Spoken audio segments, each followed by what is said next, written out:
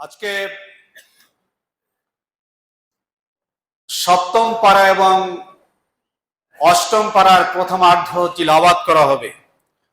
আল্লাহ সুবহানাহু ওয়া তাআলা বলেছেন, সকল রকমের অবৈধ উপার্জনের খাবার তোমাদের বন্ধ করতে হবে, শুধুমাত্র কেবলমাত্র হালাল উপার্জন খেতে হবে।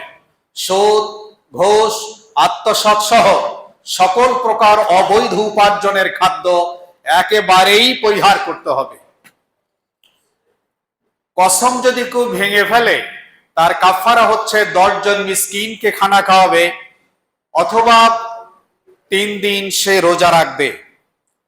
মুসলিমদেরকে আল্লাহ তাআলা লক্ষ্য করে বলেছেন, সমগ্র পৃথিবী সফর করো, ঘুরে বেড়াও, দেখো আল্লাহ তাআলা কাফের, মুশরিক, ইহুদি, খ্রিস্টান, দাম্ভিক, অহংকারী যারা অর্থশক্তি, জনশক্তি, অস্ত্র শক্তির কারণে আল্লাহর নাফরমানি করে বেরিয়েছে এবং মানবতাকে ধ্বংস করে দিয়েছে, মনুষ্যত্বের মূল্যবোধকে মাটির সাথে গুঁড়িয়ে দিয়েছে, এই মানুষগুলোর উপর আসমানি গজব কিভাবে নাজিল হলো, আল্লাহ কিভাবে তাদেরকে ধসাই দিয়েছেন, এই ধ্বংসস্তূপগুলো দেখো, ইতিহাস থেকে নিজেদের জীবনে শিক্ষা গ্রহণ করো।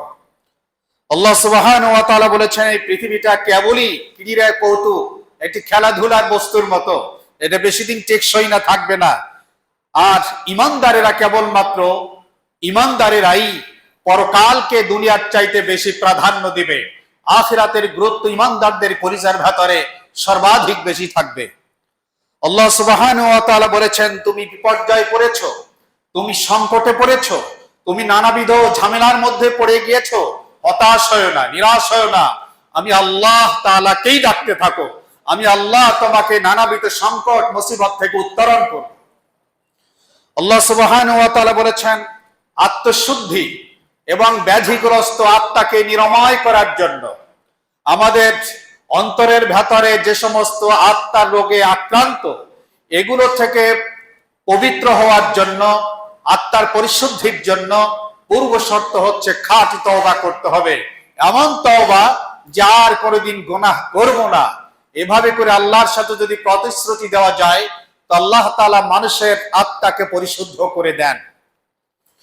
আল্লাহ তাআলা বলেছেন, গায়েবের খাজানা কেবলমাত্র আল্লাহর হাতে, আল্লাহ ছাড়া কেউ গায়েব জানে না, কোন নবী গায়েব জানে না, কোন আউলিয়া ইকরাম গায়েব জানে না। এমনকি আমাদের প্রিয় নবী, আল্লাহর পরে যার মর্যাদা, মুহাম্মদ সাল্লাল্লাহু আলাইহি ওয়াসাল্লাম, তিনিও গায়েব জানেন না। যদি গায়েব জানতেন, তাহলে উহুদের ময়দানে এত বড় অ্যাক্সিডেন্ট আর দুর্ঘটনায় পতিত হতেন না। কাজেই মুহাম্মদ সাল্লাল্লাহু আলাইহি ওয়াসাল্লাম গায়েব জানেন না। যারা নবীদেরকে গায়েব জানেন মনে করেন, তাদের ঈমান থাকে না, তারা কাফিরদের অন্তর্ভুক্ত হয়ে যায়।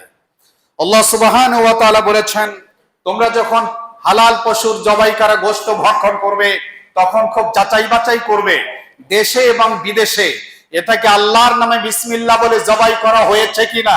যদি জবাই করা না হয় বা সন্দেহ থাকে, তাহলে মুসলমান অন্তত ওই বস্তু খাবে না, ওই গোশত সে ভক্ষণ করবে না। আল্লাহ সুবহানাহু ওয়া তাআলা বলেছেন, খবরদার, আল্লাহ তোমাদেরকে নির্দেশনা দিয়েছেন যে তোমরা কখনো আল্লাহর সাথে শরীক করবে না, কোনো মাজারে সাজদা করবে না, কোনো পীরের কদমে সাজদা করবে না, কোনো বস্তুকে সাজদা করবে না, আল্লাহ তাআলাকে কেবলমাত্র সাজদা করবে। আর মা আর আব্বার সঙ্গে খুব ভালো ব্যবহার করবে, তাদের খেদমত করবে। আর ক্ষুধার যন্ত্রণায় বা অভাবের ভয়ে সন্তানদেরকে হত্যা করবে না, ভ্রূণ হত্যা করবে না, এবং ফ্যামিলি প্ল্যানিং এর নামে মানব হত্যাকে রোধ করতে হবে। আল্লাহ পাক আজকের আলোচনার মধ্যে বলেছেন, আল্লাহ তাআলা বলেছেন, তোমরা প্রকাশ্য এবং গোপনীয় সকল প্রকার অশ্লীলতা হতে বেঁচে থাকবে। আল্লাহ তাআলা বলেছেন, মানুষ হত্যা জঘন্য পাপ, কোন মানুষ মানুষকে খুন করতে পারে না। আল্লাহ সুবহানাহু ওয়া তাআলা বলেছেন, ব্যবসা বাণিজ্য যখন তোমরা করতে যাবে, তখন মাপজোক ঠিক করবে, কোন রকমের কম বেশ করবে না, তাহলে আখিরাতে বড় বিপদ হবে, ওয়াইল নামক জাহান্নামের ভেতরে ঢুকতে হবে। আল্লাহ তাআলা বলেছেন, মানুষকে তার ঈমানের অবস্থা কিরকম হবে, বলে ঈমানদার তো সে বলবে, আমার নামাজ, আমার রোজা, আমার হজ, আমার যাকাত, আমার দৈহিক, আমার আর্থিক, আমার জীবনের সমস্ত ইবাদত, এটা মানুষকে দেখানোর জন্য না, মানুষকে শোনানোর জন্য না, নাম যশ খ্যাতি অর্জনের জন্য না, বরং এগুলো কেবল আল্লাহর সন্তুষ্টির জন্যই করছি। আল্লাহ তাআলা বলেছেন, মদ এবং জুয়াকে আল্লাহ তাআলা হারাম করেছেন। সুতরাং মদ, জুয়া, ভাগ্য নির্ধারণী তীর ইত্যাদির ধারে কাছে মুসলমান যেতে পারে না। আল্লাহ তাআলা বলেছেন ইহরাম অবস্থায় কোনো প্রাণী শিকার করা যাবে না। পবিত্র এবং অপবিত্র জিনিস এক হতে পারে না। পরিচ্ছন্ন এবং নোংরা জিনিস কখনো এক হতে পারে না। অপবিত্র, নোংরা, অপরিচ্ছন্ন এই জঘন্য লোকগুলো সমাজের মধ্যে আধিক্য বিস্তার করলেও তার উপরে প্রভাবিত হয়ে নোংরা কাজ করা যাবে না। আল্লাহ তাআলা বলেছেন কাফের, মুশরিক এবং তাদের প্রেতাত্মারা যেরকম মনে করে আমাদের পূর্বপুরুষ যা দেখেছি তাই আমরা মানি, এছাড়া মানি না, মুসলমানদের মধ্যেও যেন এই ধরনের স্বভাব না হয়। বরং পূর্বপুরুষ ভুল করতে পারে, সেটাকে ভুল হিসাবে পরিত্যাগ করতে হবে।